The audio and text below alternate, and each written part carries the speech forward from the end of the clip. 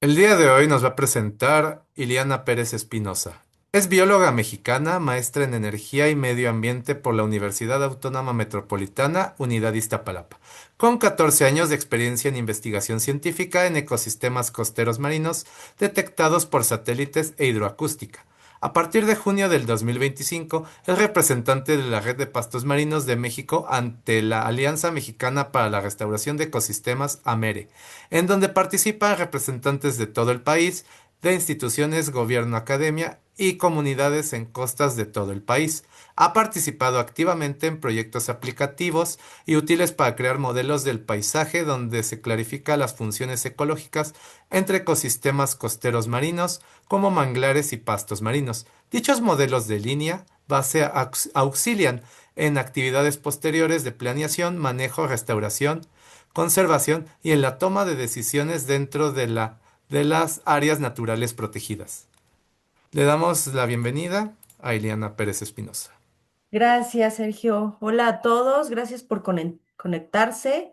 Les voy a hablar de conectividad ecológica entre pastos marinos con manglares.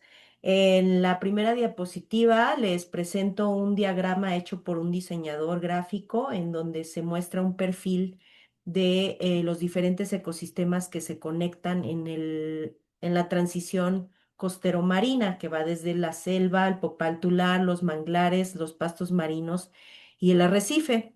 Este perfil muestra muy bien cómo a través del agua se conectan por cavernas, a través de la inundación, por elevación y movimiento de la tierra o por lluvia.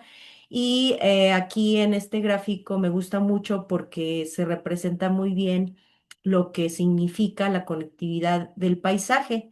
Y esta conectividad del paisaje se compone de dos formas de evaluarla, que las vamos a ver en un ratito. Y aquí en este mismo gráfico tenemos el ejemplo de la langosta, que es muy relevante para ejemplificar cómo las especies pueden usar diferentes ecosistemas para tener sus ciclos reproductivos. Y la langosta de forma adulta normalmente pasa mucho rato en los corales y en las zonas rocosas y migra a zonas someras de pastos, manglares e incluso se han llegado a ver también en agua dulce, a desovar y en el inter pues ponen sus huevos y em, y luego salen las larvas y estas larvas y estos huevos van pues navegando por las mareas, fungiendo como alimento de otros niveles tróficos que pues se alimentan de de estas larvas y después estas se asientan en pastos o en manglares en formas de poslarva o juvenil donde mudan y van cambiando de aspecto a adulto en estas praderas y ya después se trasladan a zonas más profundas y repiten el ciclo a cada vez. Y entonces, pues por eso me gusta mucho este gráfico que está en el libro de Manglares de México 2020 de la Conavio. En el capítulo 3 está este de conectividad estructural para que si quieren irlo a checar más a profundidad, ahí está. Y aquí al lado tenemos una fotografía de un manchón de pastos marinos que en ecología del paisaje le denominan parche. Y este parche puede ser monoespecífico de un pasto o puede ser mixto o puede estar con esta relación con macroalgas. Y después de ellos vienen unas zonas de arenales muy bajos e incluso las dunas costeras que vemos antes del manglar, ¿no? No en todos lados hay dunas costeras previos, como en el caso de la reserva de la biosfera que no tiene esta franja de playa, pero en muchos otros lugares sí está estas dunas costeras fungiendo con la conectividad. Y esta fotografía la tomé yo. Y aquí está el logotipo de la Red Mexicana de Pastos Marinos realizada con el chat más famoso del mundo. Y pues para que pues ya podamos tener una figurita ahí de lo que somos. Yo soy la representante de la red, les repito. Y este es el correo de Pastos Marinos México para cualquier cosa que nos quieran escribir y o para el formulario que pues es necesario para ingresar a esta red. Los ecosistemas no funcionan aislados y pues de eso lo podemos demostrar con nuestro propio cuerpo humano, haciendo una similitud y comparando ciertas funciones que se tienen en el cuerpo humano y en el planeta entero. Entonces, esta imagen realizada por IA con un guión que yo le proporcioné sobre conectividad ecológica y conectividad integral del paisaje y de los ecosistemas, me hizo esta maravillosa imagen que pues me va a servir para que ustedes puedan tener más claro cómo es que los ecosistemas funcionan como un cuerpo humano con todos sus órganos, sus elementos que son necesarios. Uno no puede vivir sin cerebro o sin corazón y necesitas de tus órganos más vitales para tener vida. Tal vez puedes vivir sin una pierna, sin un brazo, pero no vas a poder vivir sin ciertos órganos que son vitales para la vida. Entonces, esta es una comparación con nuestro propio cuerpo, por ejemplo, las venas y arterias que permiten la circulación de la sangre. Estas también son similares a cómo se mueven el agua entre los ríos, las corrientes marinas y en general las nubes y todo este ciclo que se hace para recuperar el agua y pues es una similitud que podemos visualizar desde este punto de vista. Y aquí les pongo, el cuerpo sí puede vivir contaminado y enfermo por largo tiempo. Lo mismo pasa con los ecosistemas, ¿cierto? O sea, un cuerpo saludable con todos sus órganos, con todas sus funciones realizándose al 100%, hasta tiene color, puede pensar bien. Lo mismo con los ecosistemas saludables. En este gráfico que les hice yo, inspirado en la península de Yucatán, les muestro un ecosistema o varios ecosistemas conectados de manera armónica a través de sus elementos y pues paisajes, ¿no? Tenemos los arrecifes, los pastos marinos, los manglares, los ríos, las cavernas, todos los elementos que transitan por ahí, que se reproducen los ciclos del agua a través de la lluvia, los huracanes, la luz, todo en conjunto funcionando de manera armónica para que todo pues viva y se reproduzca, ¿no?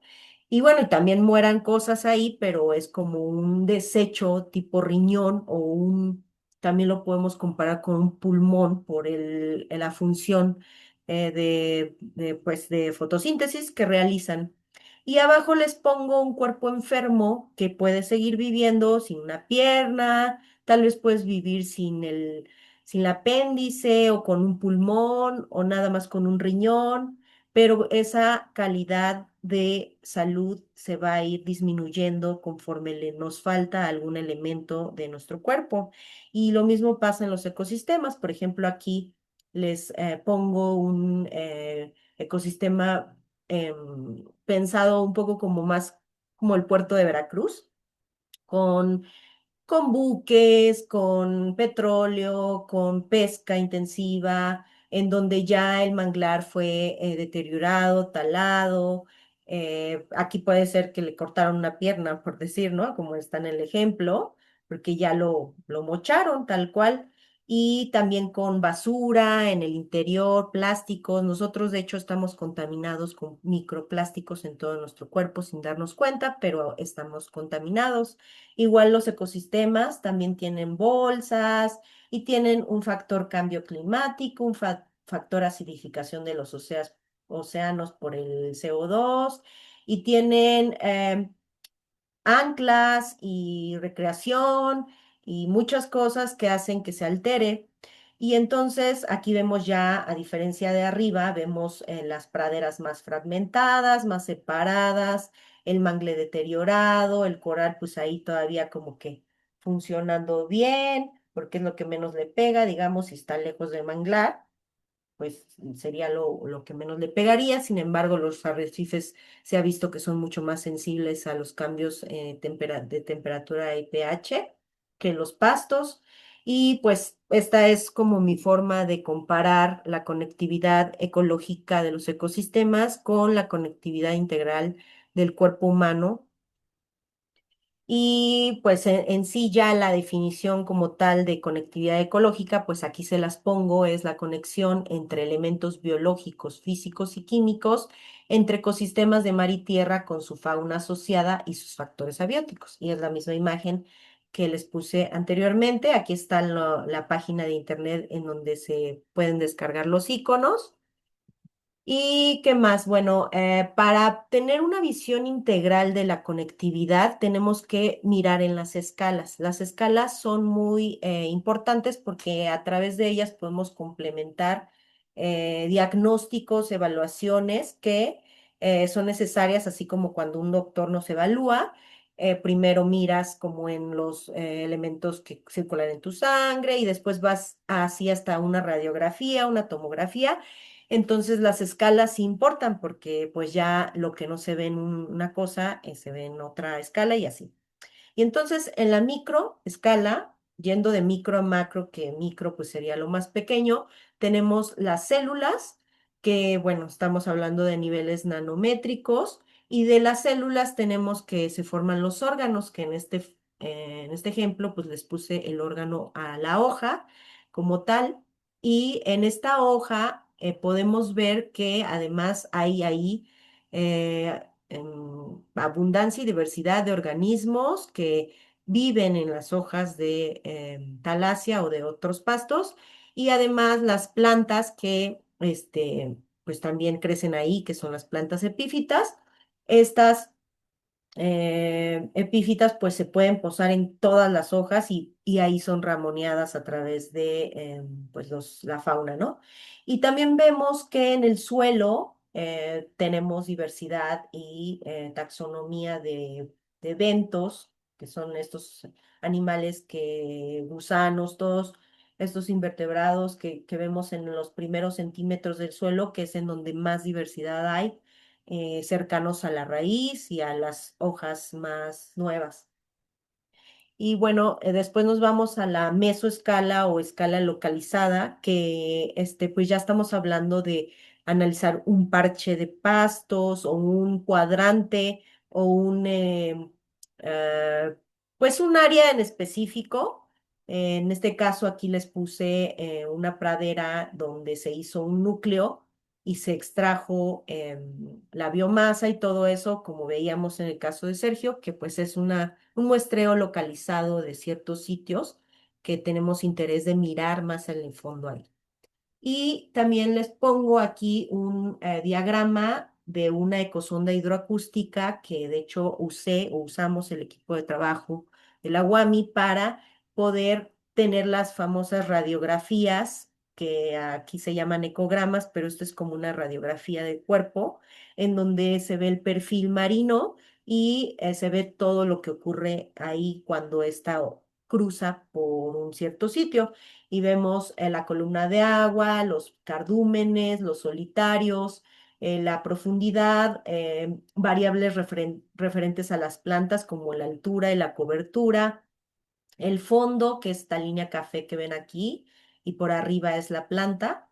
En el fondo está, pues bueno, los bentos que habíamos visto, todos los raíces y el tipo de grano sedimentario que también lo identifica a través de la dureza de la señal que recae sobre este fondo y que así es como esta ecosonda trabaja y otros tipos de sensores que no son muy de mucha utilidad para dar seguimiento a variables físico-químicas, a mamíferos o vertebrados en general grandes a través de microsatélites, por ejemplo, que también se usa para registrar sus movimientos entre los paisajes.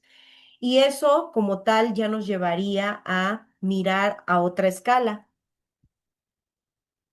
En la escala meso o regional, que es la que les quiero enfatizar del trabajo que yo hice en mi tesis, ya después me pasé a una escala un poco más amplia, pero esta escala de la Reserva de la Biosfera de los Petenes, pues puede ser a nivel de una NP solita en donde la región de los manglares, esta es una foto, o bueno, una imagen satelital de Sentinel-2 de la Agencia Espacial Europea en falso color, donde más o menos se alcanza a apreciar así a simple vista, sin hacerle nada, el manchón de pastos marinos y toda la cobertura vegetal proveniente de manglares.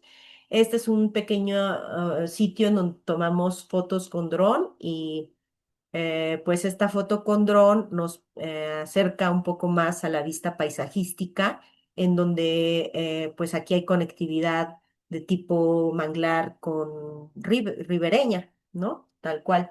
Y esta es una fotografía del paisaje de la Reserva de la Biosfera Los Petenes, financiado por la UAMI, de la doctora Margarita Gallegos, que ella pues tiene esta información donde se ve igualmente, o sea, como por detrás de los manglares también hay un cierto tipo de asociaciones vegetales de tipo popal tular o de petenes que están siendo parte de los paisajes cercanos a los pastos marinos.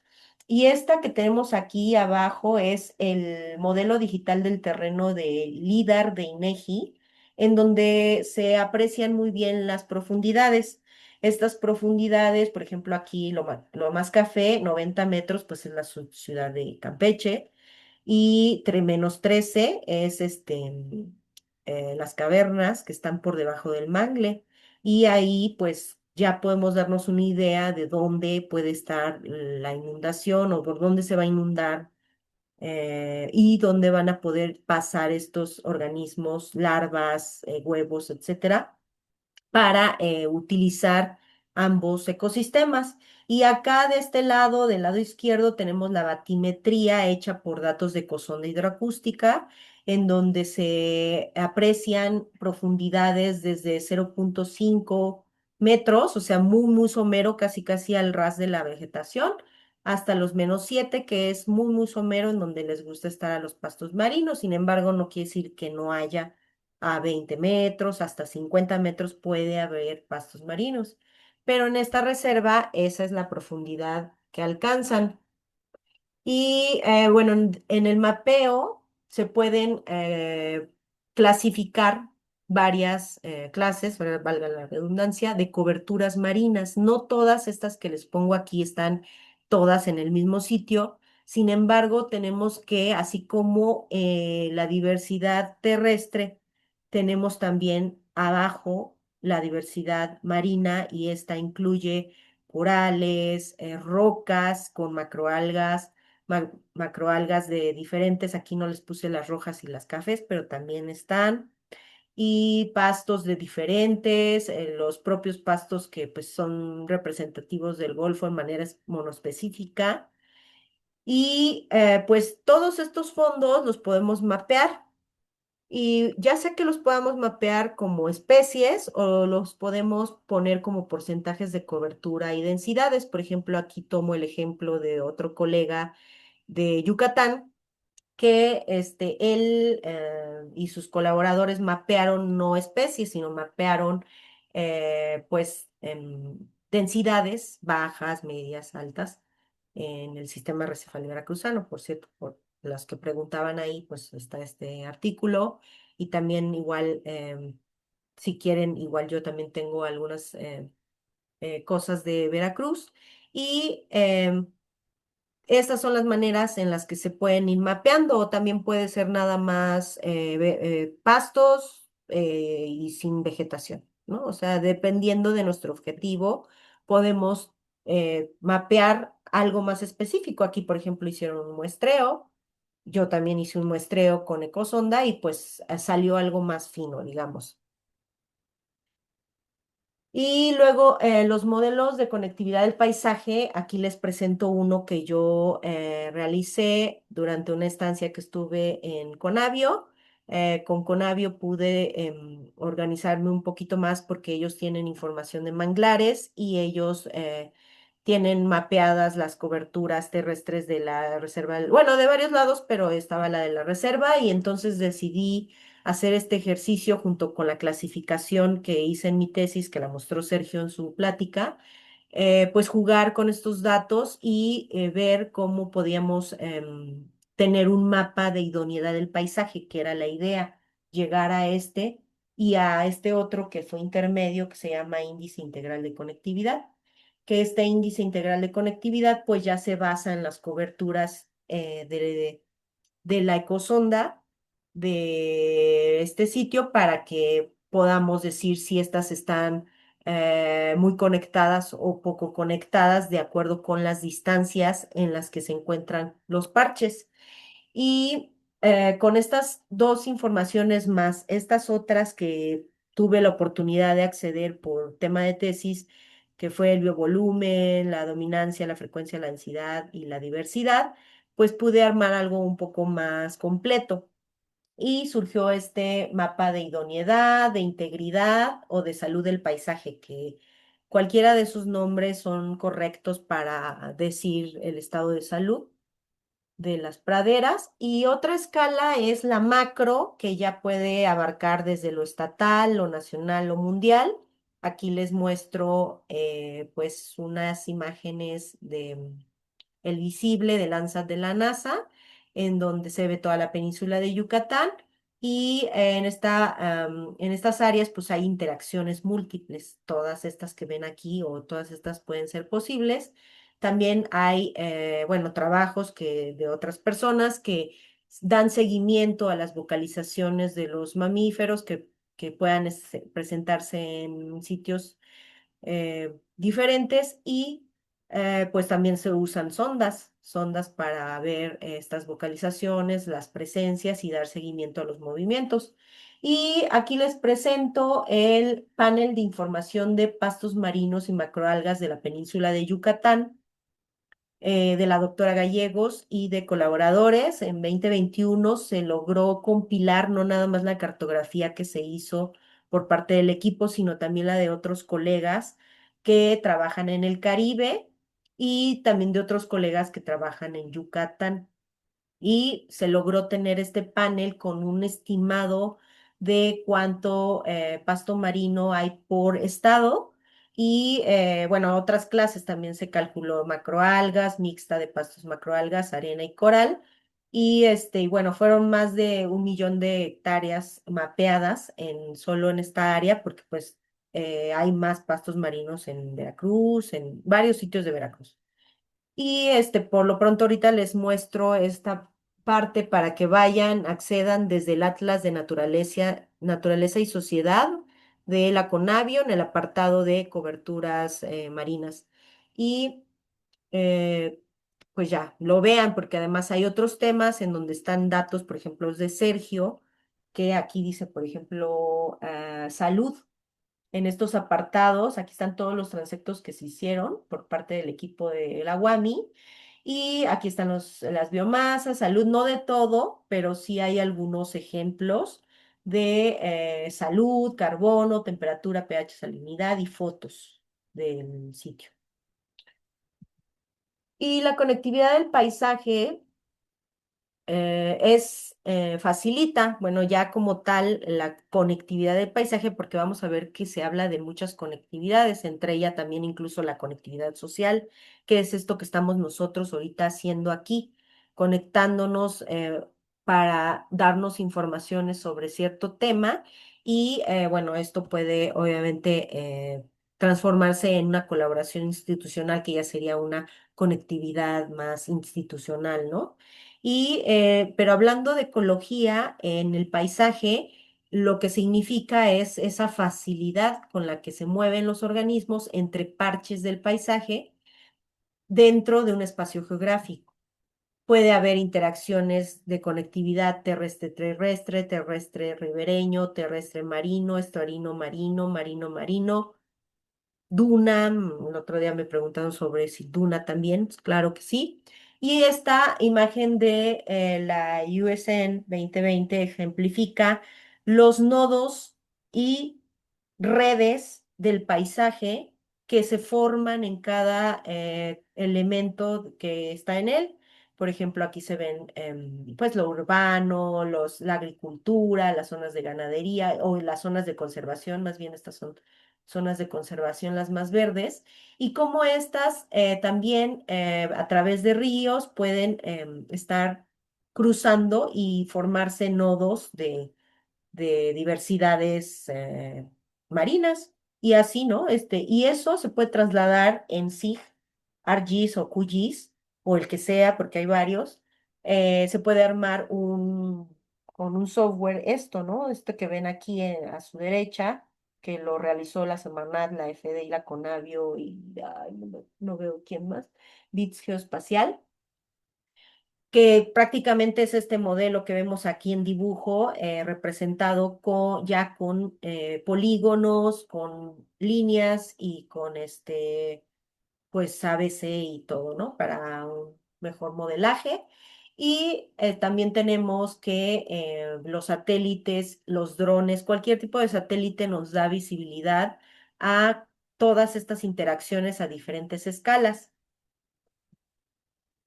Entonces, para estudiar el paisaje hay dos vías, hay varias formas de obtener los análisis. Sin embargo, bueno, lo más común es obtener la conectividad estructural y funcional del paisaje. La estructural mide el arreglo espacial de los parches en el paisaje, bueno, el espacio geográfico, mientras que la funcional describe las respuestas de los organismos a dicho arreglo espacial del paisaje. O sea que la conectividad estructural se refiere a medir los parches, a cómo son sus bordes, a qué tan lejos están entre ellos, y con estas medidas nosotros nos podemos dar una idea de si hay o no conectividad estructural. Y ya con la conectividad estructural podemos, pues, y con datos, por supuesto, ya sea datos colectados con sus muestreos, sus laboratorios, sus profesores, o con datos en la nube, que también hay muchos ya productos que se pueden utilizar ya en vez de estar descargando las propias imágenes con bandas y darles el tratamiento pues difícil que pues luego muchas veces se torna. Ya puedes agarrar un producto hecho, ¿no? Por ejemplo, a lo mejor si a los del PTNES les interesa algo sobre esto, podrían agarrar la capa ya de idoneidad del paisaje y hacer otros análisis con esa y así ir buscando georreferencias, capas para poder modelar estos paisajes.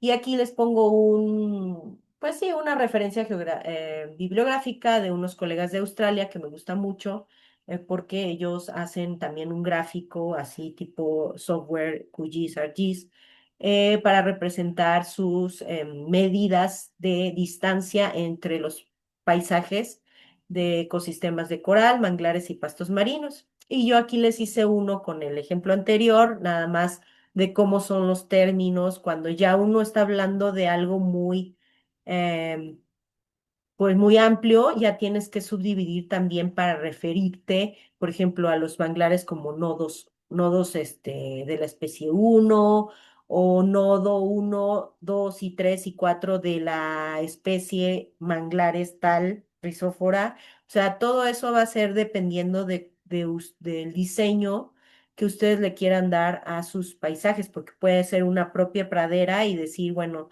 voy nada más a analizar el paisaje que es una pradera de 500 metros, como hicieron aquí los australianos, y ese va a representar mi paisaje a esa escala, que en este caso le pusieron local, y ya regional, si yo veo a más distancias otros parches y ya estoy midiendo entre esos otros parches. Y así vamos aumentando la escala de visibilidad espacial para explicar función. Y sí, entonces ya la conectividad integral sería algo más amplio. Estamos hablando de algo en donde ya integramos intra e interrelaciones directas e indirectas entre las comunidades biológicas, como son los factores abióticos, con comunidades urbanas e industria como agentes interruptores de la conectividad estructural del paisaje y funcional también. Estas interacciones, al ser complejas, pero influyentes en la funcionalidad y salud, deben ser considerados dentro de la integridad. Es decir, que mucho aquí sabemos que nos interesa mucho la ecología y todo, pero si la aislamos ahora de lo urbano, ya no estaríamos agregando un factor que es importantísimo y que hay que agregar porque nosotros somos parte de los ecosistemas costeros y de todos los ecosistemas. Y aquí les pongo un diagrama que ejemplifica las escalas de micro a macro y los diferentes estudios que se pueden hacer a las diferentes escalas. Por ejemplo, a microescala tenemos la biogeoquímica o la demografía, como hizo Sergio, genética, incluso existe lo que se llama de conectividad genética. A través de los genes, nosotros podemos saber las especies que están presentes en el lugar, qué tan diverso es la población, etcétera. Y en mesoescala podremos ver otros tipos de estudios, como por ejemplo la hidrología, el transporte de nutrientes, la estructura, la función, el paisaje, y ya a más macroescala ya estaríamos hablando de corrientes oceanográficas, de agregar la urbe, de agregar pues ANPs administrativas, ¿no? Y pues aquí ya lo vemos, ¿no? Como tal, el mismo ejemplo de antes, ya con todos estos, esta integridad. Y bueno, la reserva ya hablamos de ella, para que lo ubiquen nuevamente, está en Campeche, en el norte, y pues esta pradera es equivalente a la extensión de la Ciudad de México, para que se den una idea, aquí está más o menos en hectáreas, para que ustedes se den una idea. Y esto, todo esto que ven achurado verde más oscuro son los manglares, la zona donde están las coberturas terrestres y urbanas, y de este lado fue donde hicimos los transectos con la ecosonda, por eso se pudo hacer un mapeo detallado, porque estos transectos no fueron fáciles de hacer, fueron 6 años de muestreos en 3 temporadas, y pues con eso pudimos tener muchas cosas. Entre ellas, aparte de las físico-químicas, pues pudimos tener el acceso a donde se localizan cardúmenes y peces solitarios, que fueron mis dos ejemplos de modelos de un rango o nivel trófico que yo quería explicar, que al final pues se explicaron 5 niveles tróficos porque integramos lo del suelo, lo de las plantas y las epífitas, y estos dos tipos de cardúmenes que, como se eligió a través de un taller de expertos, decidimos las especies. Este pececito que normalmente es de las praderas, anda en cardumen, es omnívoro, le gusta ramonear las hojas de talasia, y este otro que se llama pargo mulato o Lutjanus griseus, que es solitario, es carnívoro, se ha encontrado en su dieta a esta especie de la lagodón romboides, y pues eso se trató de hacer los nodos de interacción trófica en los ambos paisajes, contemplando la profundidad y otros factores, y llegamos a este mapa de redes de interacción entre manglar y pasto marino, en donde, pues además de estas marcas que yo obtuve a través de Ecosonda, busqué más del SNIP, del GBIF, de muchas plataformas que tienen acceso a datos donde han colectado los investigadores, y es agrandé la nube. Aquí no la puse por falta de tiempo, pero se agrandó la nube y se hicieron otros modelos. Y así es como hay que ponerle valor a las matrices de los mapas. Las matrices de los mapas, básicamente, como son píxeles, pues es un cuadro en donde tú pones un valor, y así cada cuadro tiene un valor y asociado un tipo de fondo o un tipo de hábitat. En este caso fueron Thalassia, Tesudinum como es monoespecífica, Syringodin filiforme monoespecífica, y de ahí mixtas, ya sea solo de Thalassia con macroalgas, como lo que veíamos con Sergio, o de varios tipos de pastos y macroalgas, solo de pastos, pura arena, cuerpos de agua, manglares, otros humedales, Y la urbe la usamos como barrera donde no podían acceder estas larvas, peces y todo, ¿no? Y así, cada uno, ahorita les muestro el modelo 3 y el modelo 4 que son estos que se hicieron con base en varias capas, entre ellas ya también una integración sobre los fondos que nos registró la ecosonda de si eran suaves, eran medios, eran duros y las plantas si eran pequeñas a altas. Y como teníamos el muestro de campo en donde había esta pues relación que acaba de comentar Sergio, pues entonces se pudo identificar también en dónde podía estar la mayor diversidad de bentos, que son los que también están parte de la dieta de estos peces. Y entonces se hizo este modelo que le llamamos, los colegas y yo les llamamos bioconectividad integral, porque aquí se conjuntaron lo de cinco, al menos cinco niveles tróficos. Y pues lo azul es lo que más probablemente está bioconectado, o sea que ahí pues encontramos de todo tipo de fondos asociados a alta diversidad, igualmente los pastos o las clases de cobertura, la profundidad y las condiciones para que los peces estuvieran o con más probabilidad por ahí. Y también hicimos un modelo de costo de movilidad, que este modelo de costo ya integraba estas barreras tanto de profundidad, donde no hay acceso por elevación de la marea a las larvas y a los peces, y también por fondos de tipo urbano, que pues ahí eh, no habría, ¿no? No habría ya inundación y por lo tanto no habría peces. Y aquí estas regresiones nos hablan de por separado cómo encontramos al solitario y cómo encontramos al cardumen con respecto a la distancia al manglar. Y resulta que, bueno, este pez, un pargo, está muy pegado al manglar y el prefiere ese ecosistema, la transición entre mangle y pasto marino, y el algodón romboides prefiere, pues indefinidamente todo tipo de ecosistemas, pero prefiere los pastos marinos y bueno, pues eso fue lo que salió de los modelos. ¿Y para qué nos sirve todo esto? Pues esto en sí, pues sirven para muchas cosas, pero un enfoque que es el que a mí me interesa, es el de indicadores de ordenamiento territorial costero marino a escala local, regional, temporal, en las ANPs del Golfo y del Caribe.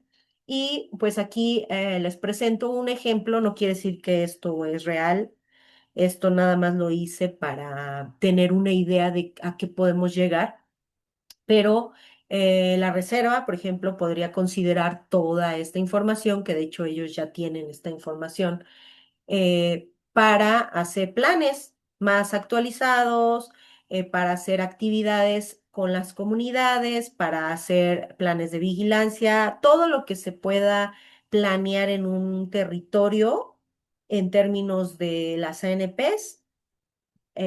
Pues podríamos hacerlo a través de estas informaciones ecológicas. Y además, bueno, este mapa yo lo hice y pues es como una propuesta mía para nada más para ver qué tan conectadas están las ANPs entre ellas administrativamente, porque pues aquí no hay ni otro análisis extra.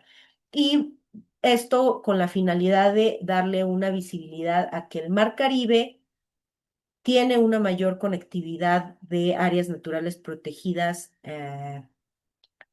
pues sí, a nivel administrativo que lo que las tiene el Golfo de México. Y ahí es donde hay que equilibrar para la conservación, sobre todo. Y bueno, más aplicaciones de la conectividad. En ANPs federales, pues puede ser todo eso que ya les había mencionado: delimitar territorios, identificar corredores ecológicos, planeación estratégica con zonas de monitoreo y planeación de actividades socioeconómicas dentro del territorio costero marino como ejemplo de ciencia participativa.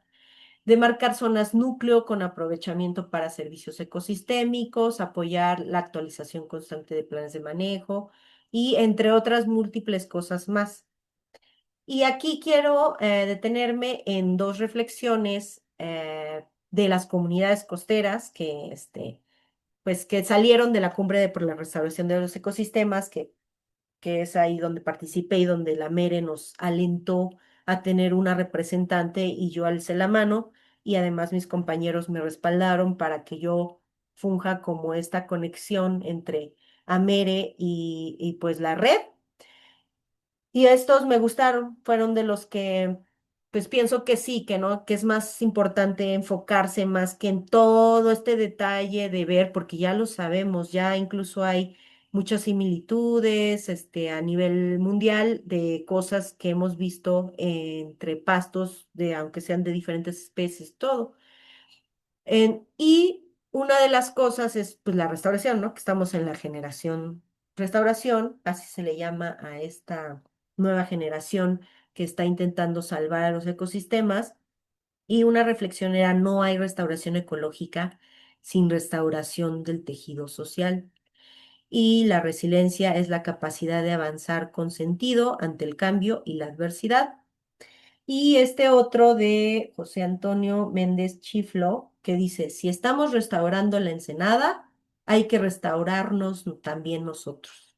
Y eso es la parte que yo le quiero dar más énfasis, más que como es una plática ecológica, está muy bien platicar todo lo de los servicios y todo, pero ya con un enfoque ya más claro y ya más dirigido, estaríamos hablando de que toda esta información que los ecólogos podemos proporcionar a las administraciones, pues ya se puede eh, pues utilizar para este tipo de planeaciones, ¿no? Y pues eso es todo de mi parte. Aquí les quiero dejar algunos de los miembros, bueno, más bien los miembros que hasta ahora han, se han registrado a través del formulario que les dejé en el chat y que están seguros que quieren estar dentro de la red AMERE.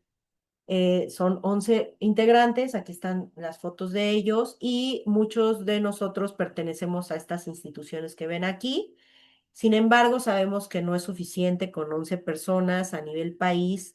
Todavía no tenemos completamente abarcada en la representatividad de todas las áreas de distribución. Por ejemplo, nos falta Tamaulipas, nos falta Oaxaca, nos falta el Mar Cortés, porque me parece que los colegas que están en la red mexicana trabajan del lado del Pacífico, entonces nos falta del lado del Mar de Cortés, sobre Sonora y Sinaloa. Y bueno, pues está la invitación a que nos escriban, a que llenen el formulario, a que hagamos juntas para ver cómo podemos impulsar la ciencia participativa como un modelo incluso de eh, pues de monitoreo, porque muchos de mis colegas monitorean, a eso se dedican y eso es lo que queremos seguir haciendo. Yo monitoreo desde, bueno, también lo hago en campo, pero ahora estoy más enfocada en la cuestión satelital, que también es una manera de calibrar estas imágenes a través de las informaciones que hay en campo. Entonces, se puede complementar todas estas expertices y si encontramos más expertices, pues obviamente vamos a tener una idea más fuerte de lo que significa una ciencia participativa. Ujú. Entonces, pues ya, con esto me quedo para que puedan preguntar, saber más del tema. Muchas gracias.